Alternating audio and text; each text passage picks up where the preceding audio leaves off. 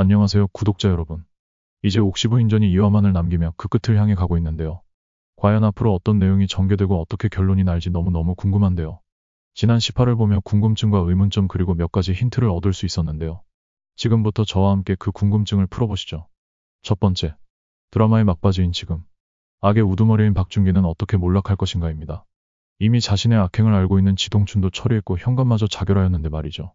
그런데 저는 여기서 조금 이상한 점을 느꼈습니다. 지동춘이 지은 죄에 비해 너무나 쉽게 풀려난 점과 현감이 너무나 갑작스레 자결했다는 것입니다. 절대 그럴 사람이 아닌데 말이죠. 현감은 지동춘의 경고를 무시한 채 자기가 살기 위해 어사에게 모든 것을 실토하고 살아있을 것 같은데요. 비밀리에 부녀자 보쌈 사건을 계속 조사하고 있는 어사가 현감을 통해 배우가 박준기라는 것을 알게 되었고 지동춘을 일부러 풀어주면서 다시 한번 박준기가 배우라는 것을 확인한 것이 아닐까 싶습니다.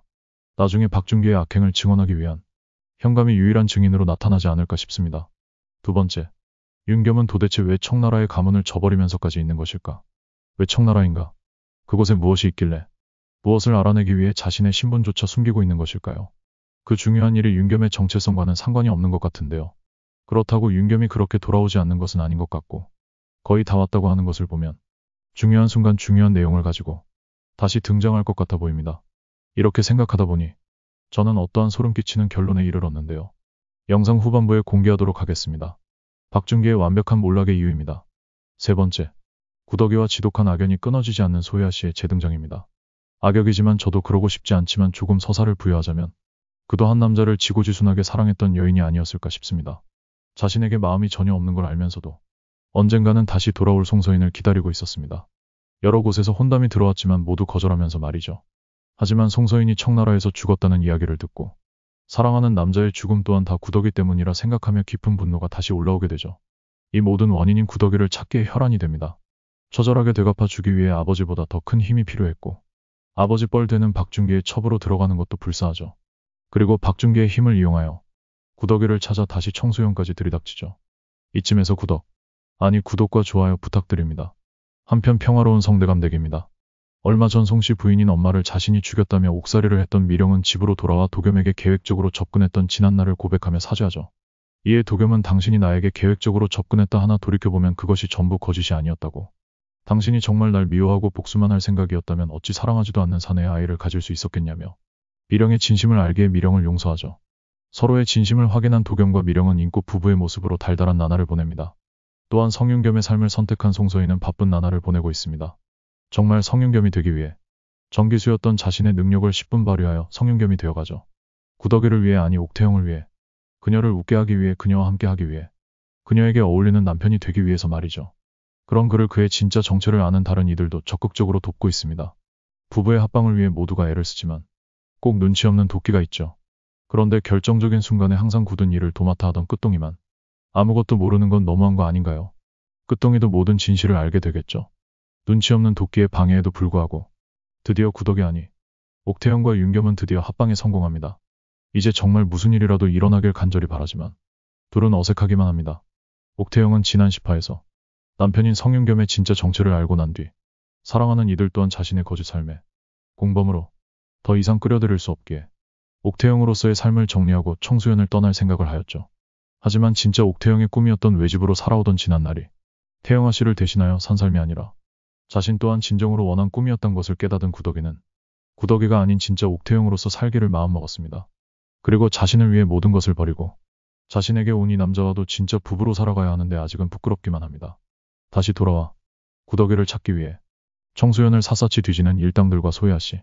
청소년을 뒤지던 중 송서인과 똑같이 생긴 성윤겸을 만나게 되고 죽은 줄 알았던 송서인이 그라고 생각하고 송도령을 외칩니다. 하지만 송서인은 당황하지 않고 소혜아 씨를 몰라보며 완벽한 성윤겸의 모습을 보여주며 자리를 떠납니다. 소혜아 씨는 송서인의 모습을 한 성윤겸을 집까지 쫓아가는데 그를 쫓아간 곳엔 그렇게 찾던 구더기가 있었습니다. 비단옷에 부잣집 마님의 모습을 하고 있지만 소혜아 씨의 눈엔 그녀는 분명 구더기였습니다. 옥태영이 구더기라는 확실한 증거를 찾기 위해 청소년의 부인들을 만나 성윤겸과 옥태영의 정보를 캐기 시작합니다. 성윤겸이 기억상실로 7년간 청나라에서 있다 최근에 돌아온 시기와 송서인이 청에서 죽은 시점, 옥태영이 처음 청소년에 나타난 시점과 구더기가 도망간 시점으로 그 둘이 송서인과 구더기라는 것을 확신했고 구더기를 잡기 위해 성대감 집으로 향하는 길에 그 집으로 들어가는 쇠뚱이를 보게 됩니다. 성대감의 집으로 쳐들어간 소혜아 씨는 구더기를 찾으며 당장 잡아들일 것을 춘우 일당들에게 명령했고 깜짝 놀라 모두 모이게 되는데 진실을 알고 있는 노비들은 당황했고 성윤겸의 동생 성도겸은 우리 형수에게 무슨 무례냐며 호통을 치기 시작하는데 소혜아 씨 일당은 포박한 쇠뚱이를 데리고 나옵니다. 송서인에게 쇠뚱이 또한 가족과도 존재라는 것을 알기에 옥태영에게 정체를 밝히지 않으면 쇠뚱이를 죽이겠다고 하는데요. 고민하던 옥태영이 정체를 밝히려는 순간 관아에서 포졸들이 들어와 소혜아 씨를 잡아갑니다. 이게 과연 어떻게 된 일일까요? 몇 일 전으로 돌아갑니다. 자신의 신분도 포기한 진짜 성윤겸이 청에서 몰래 청수연으로 돌아오게 됩니다. 오는 길에 7년 전 구더기를 쫓고 있던 소혜아 씨를 만나게 됩니다. 소혜아 씨가 처음 봤던 그 남자는 진짜 성윤겸이었죠. 그리고 옥태영을 찾아가 무엇인가가 빼곡히 적힌 종이 뭉치들을 건네는데요. 이를 본 옥태영은 깜짝 놀라고 맙니다. 그리고 어사를 찾아가 그 서류들을 건넵니다. 어사 또한 그것을 보자 깜짝 놀라는데요. 성윤겸이 청에서 가져온 것은 박준기의 악행의 증거들이었습니다. 박준기는 불법적으로 보쌈한 부녀자들을 청나라의 윤락가로 팔아 넘기고 있었죠. 배를 타고 가던 중 이 불법적인 거래가 이루어지는 것을 목격한 성윤겸은 청으로 들어가 그 실체를 확인하게 되는데요.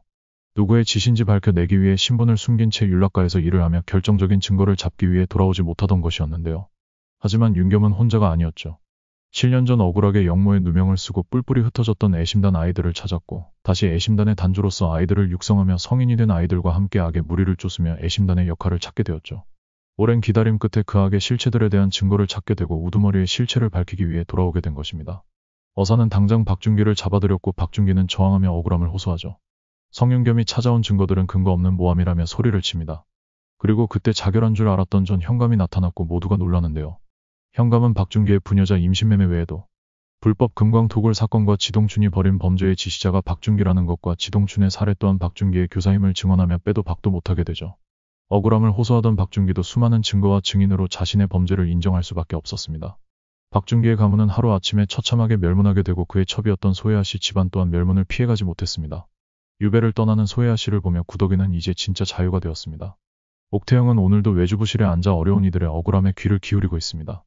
그녀의 옆엔 든든하게 시동생 내외가 외주부 일을 함께하고 있으며 성대감 내 식솔 4인방도 각자의 자리에서 그녀에게 도움이 되고자 합니다. 성윤겸은 그녀를 살뜰하게 챙깁니다. 이젠 어엿한 남편의 모습입니다. 어디를 가든 무엇을 하든 그들은 함께입니다. 이를 멀리서 지켜보는 갓을 쓴 한 사람이 있습니다. 진짜 성윤겸이죠. 자신의 소임을 다했기에 누구보다 그들의 행복한 모습을 본 성윤겸은 다시 애심단으로 자신을 기다리고 있는 아이들이 있는 곳으로 떠납니다. 그는 성윤겸으로 사는 것보다 오히려 자유로움을 살아있음을 느낍니다. 외집으로서 옥태영의 삶은 지금부터가 진짜 시작인 듯합니다. 그저 노비라는 이유만으로 한 사람으로 인정받지 못하고 보호받지 못하는 이들을 위해 노비라는 신분제도가 없어지는 그날까지 그녀는 그들을 위해 끝까지 싸울 것입니다. 너의 이름은 무엇이냐? 옥필승의 장녀 태영이냐? 아니면 김낙수의 노비 구덕이냐? 이상으로 옥시부인전 뇌피셜 예고 마칩니다. 재미있으셨다면 구독과 좋아요 알림 설정까지 부탁드립니다. 감사합니다.